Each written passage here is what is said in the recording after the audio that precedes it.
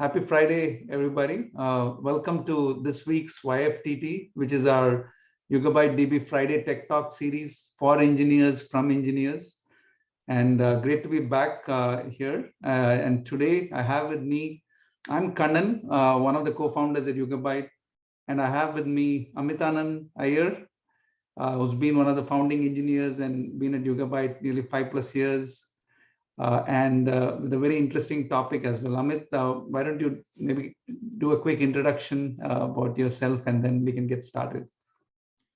Hello, everybody. I'm Amit. I'm an engineer at Yugabyte in the distributed storage and transactions team. And I've been working here for a little over 5 years. And mostly I focus on RocksDB, transactions, Raft, and essentially the lower layer of the Yugabyte database.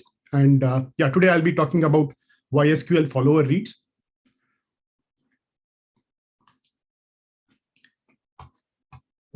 Okay, so let's begin. Okay, so before we talk about the follower reads, let's first understand how reads normally happen in Yugabyte, right?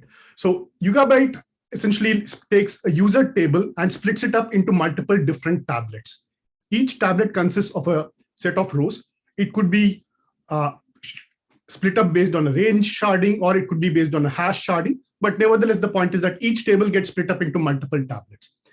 Each of these tablets is then replicated on multiple different processes, so that even if a process were to die out, we have fault tolerance and we have the data that is present there, right? But one challenge here when you're replicating data is to make sure that they are consistent with each other. To achieve this, we use a distributed consensus protocol known as Raft. Okay, so let's look at 3 processes here and how a Raft works at a very high level is that these 3 processes together will run a consensus protocol, and they will use that to agree upon the order in which they perform different operations. These operations could be a read operation or could be a write operation. A read operation is one which does not change the state of the system. It only does a read. A write operation is one which could actually change the state of the system, right? So in particular, a write operation could be a write, or it could be even a meta operation like a change config or something like that. But anything that changes the state of the system is considered a write operation. So in order to do this effectively and efficiently, the Raft protocol elects something known as a leader. They run a leader election protocol and they choose one node amongst the 3 nodes as a leader, and the leader will be responsible for coordinating all the actions that will be performed on the tablet. Okay, so if a write is to arrive at the tablet, it is processed by the tablet leader, and the leader will first replicate this write to all the other nodes in the quorum. Now, after sending the writes to all the other nodes in the quorum, this leader will have to wait for an acknowledgement from a majority of the nodes. Now, this will guarantee that if there is some failures or if a new leader gets elected, that new leader will also see the state that this leader has proposed. Once the leader receives an acknowledgement from a majority of the nodes, it can then apply that operation to its local state, and then it responds to the client. The rest of the followers will get an update. With the next update, it will get an acknowledgement saying that it can apply this particular operation to their local state. The important thing here is that the leader is probably going to be a little bit ahead in terms of its state than the other followers, because the leader has known for which operations a majority has already have acknowledged the operation, whereas the followers will have to wait for the leader to send them the message to know about it, right? So now when a read operation comes to the system, the read is also typically directed to the leader of the tablet. Now, we use a mechanism called as leader leases, which guarantees that for a particular time interval, a leader who is chosen as the leader will remain the leader, right? This allows us to be able to do read very effectively by just reading the state of the leader. So in this case, the read comes to the Raft leader. The Raft leader, assuming it still has the leader lease, will just read locally and it will be able to respond to the client. Okay, so this is also good. Now let us on the previous slide, maybe just to put a additional point. So essentially, you're saying that because of the leader release mechanism, to guarantee strongly consistent reads, we do not have to do a quorum read, and we can serve the read straight out of the leader. Exactly. So the challenge in this distributed environment becomes like you might be the leader, but you don't know whether somebody else has been elected the new leader, right? So if somebody else had been elected the new leader and they had done more updates, you don't want to be reading an old value. So to ensure against that, we use this leader lease mechanism, wherein the leader will be guaranteed to be the leader. So nobody else could be the leader until the time limit, until the leader lease expires. So in this case, we would actually just read locally. If we didn't have a leader lease mechanism, then the leader would first have to kind of get an acknowledgement from a quorum saying he's still the leader and then do the read, which essentially adds one more round trip to the cost, and we would like to avoid it when possible. Thank you. Now let us look at what is the idea of follower reads. What is wrong with the leader reads, right? I mean, it seems fine. The going to the leader is fine, but if you look at a system, a real world deployment where you may be deploying your nodes across different regions and across different zones, in that case, the cost of going to the leader could itself be quite a significant cost, right? So in this example here, we have like 3 AZs that are in the main cluster in the America, and 2 of them are in the West Coast, and 1 is in the East Coast.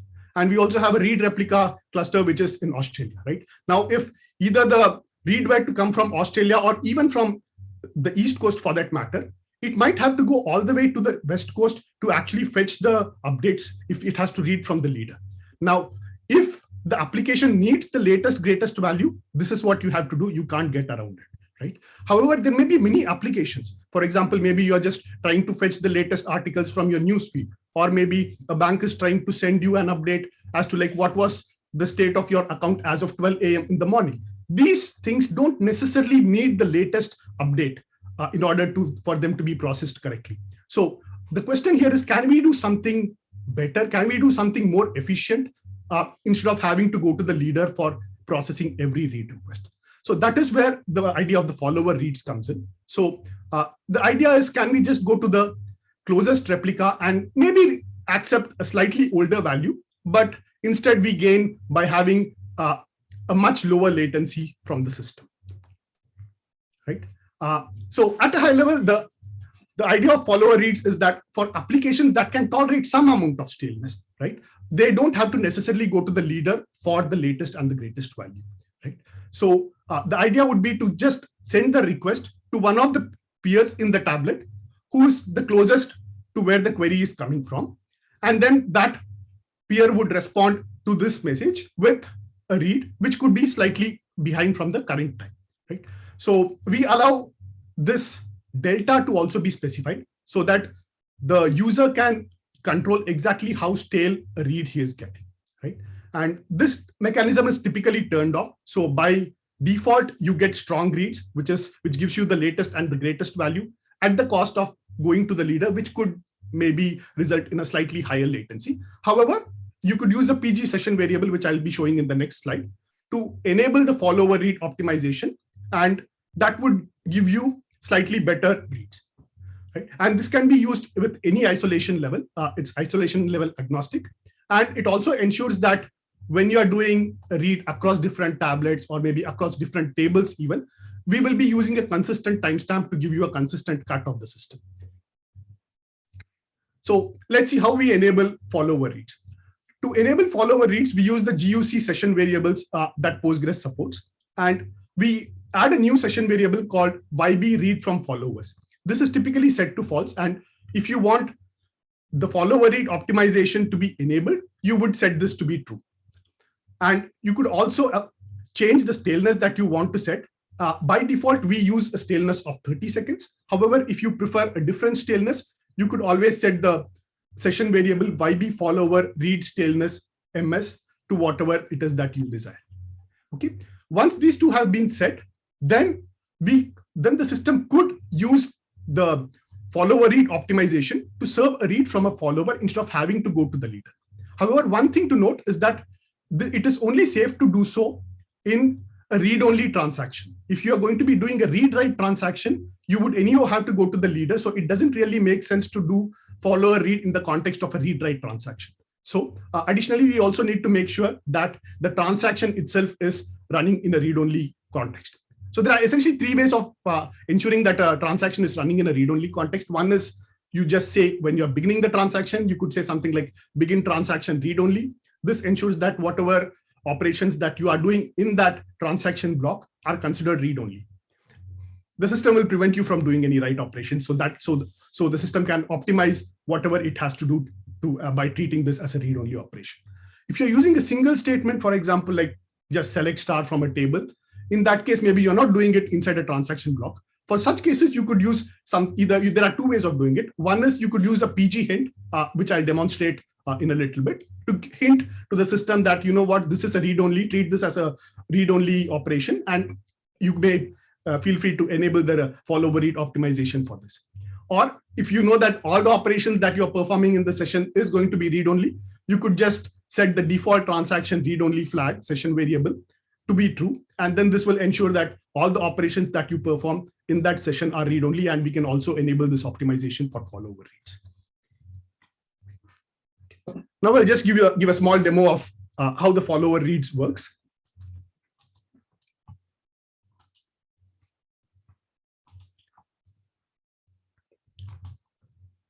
Here I have created a small cluster of 3 nodes out of which 2 of them are in the US West Coast and 1 of them is in the US East Coast. And I also have a read replica in Australia, but that's not visible right now. We don't have to worry about it. I'll be doing some reads from the leader zone, and I'll also be doing some reads from the East Coast follower zone, and we can see the performance with and without the benefit of follower reads, right? So here we have 4 nodes, out of which we can see that N1 is in the West Coast and N2 is in the East Coast, right? And here I have connected to 72, okay? Right, here I'm connecting to the first node, which is N1 on the West Coast. And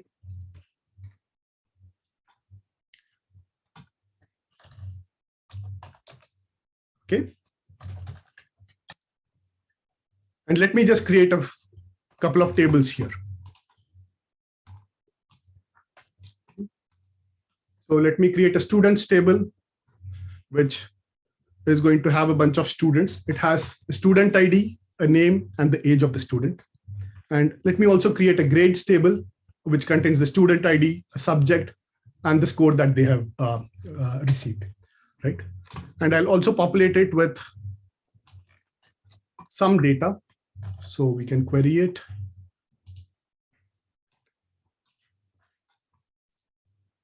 Okay. And like we can see, okay, now let me do a query. Okay. Now this is taking just about 4 milliseconds, but this is running from the leader zone, and most of the things are pretty fast here, right? And now let me just show how the leaders are distributed. So if we go to the master and we look at the tablet servers view, it shows us how many tablets are there on each server and how many of them are masters. So in this case, you can see that there are 10 tablets being served by 236, but then it doesn't have any leaders. This is because it's in the East Coast. And the 2 nodes that are in the West Coast, they have 10 tablets and 5 of them are leaders. So we have all the leaders being located in the US West Coast, and East Coast does not have any leaders. And here we were doing it from the leader zone, so we got pretty fast results. Now let us try the same thing from a different zone. Okay. So on the right side of the screen here, now I'm connecting to 236, which is the node on the US East Coast.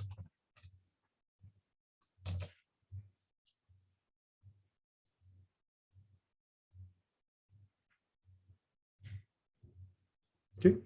And now let me process the same query. Right. And here if we do,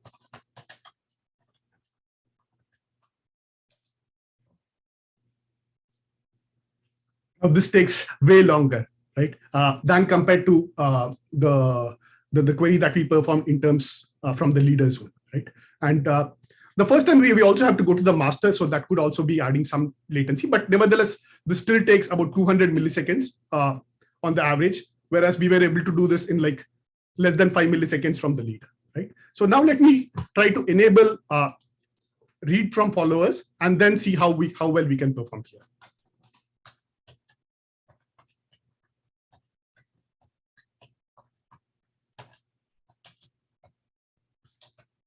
Now this allows us to kind of enable the follower read optimization. Let's say we are okay with the 30-second staleness.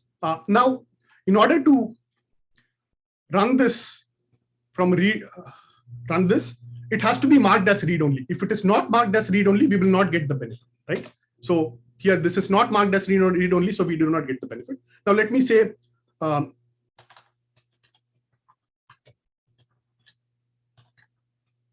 now I've started a read only transaction, and now I perform the same query. First time it might have to go to the leader.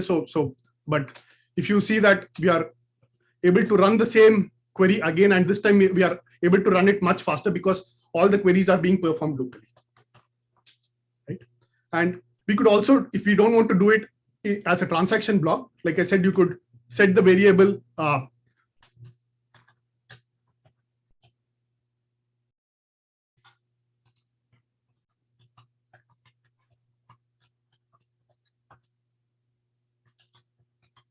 right? Now this is going to ensure that all the commands that are allowed to be run in this session would only be read-only commands.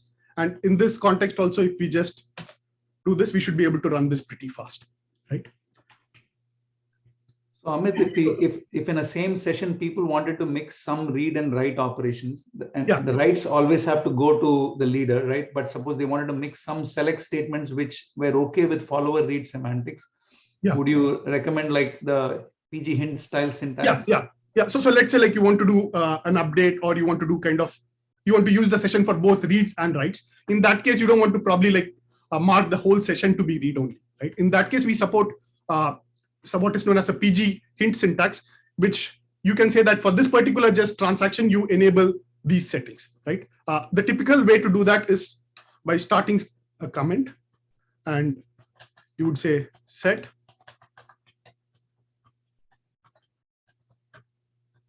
on, right? And then you would say, okay, so in this case, it has enabled the follower read optimization. And we can see that if we don't have this PG hint, then we would essentially be taking much longer, right? So that's the thing.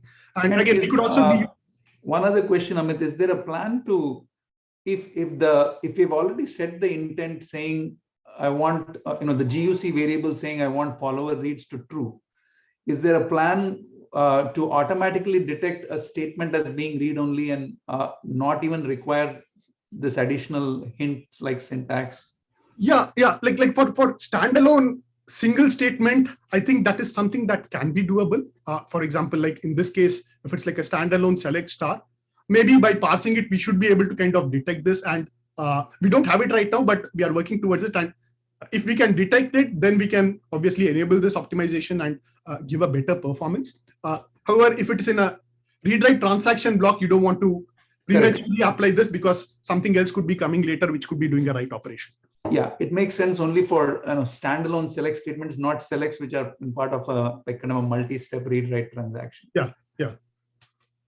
There are a few more questions from the audience also, but would let you Yeah. I just wanted to show one more example where I was doing a join, so that like just to demonstrate that it also allows you to kind of use the same timestamp across different tables, and you could get this, right? So great.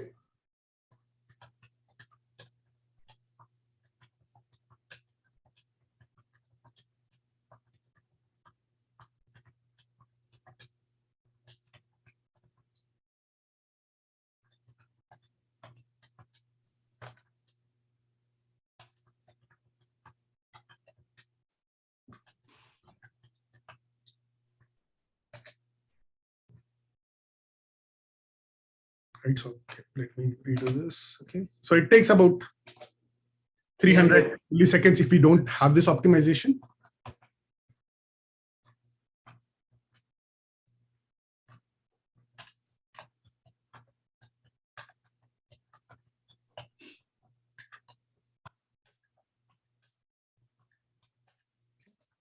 This optimization, it comes down to like less than 2 milliseconds. So, and in this case, it would also be using like the same consistent timestamp that it is using to query the students table. It will be using the same timestamp to also query the grades table. So you always get like a consistent view of the system. Great. That's all I had for the demo. So if there are any more questions, so I think there are a few classes of questions. One is around the maybe deployment and how people, how to express the intent, like which set of nodes you're connecting to. But maybe let me just read the first one. So one of the questions was, GUC session variables enabled during connection established or while binding the query to the, okay, there's some typos, and I think just some clarification on when, on how these GUC session variables work. Is it per session or is it at each? So these variables are per session. So if you have like multiple different sessions, each of them could have different settings, and it can also be changed on the fly. So if you expect the whole system to kind of be read-only, you can definitely set it at the beginning and forget about it. Or if you want to kind of intermix, you can always enable and disable as you like. Yeah. The next question was, is read replica a separate Yugabyte cluster? Which it is, but I think your demo, you didn't go into the read replica. Yours is just a vanilla multi-region single cluster deployment. Is that correct? Yeah, in this case, there's also a read replica cluster, but I wasn't using it. You get a benefit. In this case, I was just demonstrating the benefit that you can get even from the main cluster when you're reading from a follower. Now, if we were to be doing this read from the read replica, the follower reads mechanism also helps us do the same optimization to read locally. And you would see a benefit there as well by routing it to the local replicas. But yeah, it's a different feature, but it relies on the same implementation underneath. So in this case, Amit, like your YSQL session, you explicitly connected it to a particular node in the east region, right? Yes. But if we can go back to your sort of the platform view of the cluster with the three regions. Yes. So here I have. Yeah, maybe go to the overview where it kind of shows the geo. Yeah. So. Right. Yeah. So let's say this is a 30 node cluster with 10 nodes in each of the regions. Yeah. What is generally, I think one of the nature of the question is like, how does the client, what are the best practices in the client telling the system that I want to primarily communicate through the East region nodes, right? Yeah. So typically, like when you're making a connection from the SQL, you'll be connecting to a Postgres process, right? If that Postgres process is present in, say, the East Coast, now essentially it's going to look for what are the other nodes. So when you are making a deployment like this, each node has this data tagged in, wherein as in like which AZ it belongs to and which region it belongs to, right? So in terms of routing, we try to look for something that's the closest match. If you find something within the same AZ, that is going to be preferred. If you don't find, then the closest replica might be in some other AZ in the same region. If you don't have that, then you might go to like some other region. But essentially, like that's all based on the cloud information that we provide when creating these nodes. And a couple of weeks back, we had one of the topics was the smart driver, right? So I think maybe just to connect the dots, one thing I would add is, suppose you had a 30 node cluster with 10 nodes in West Coast 1 region, West Coast 2 region, and East Coast each.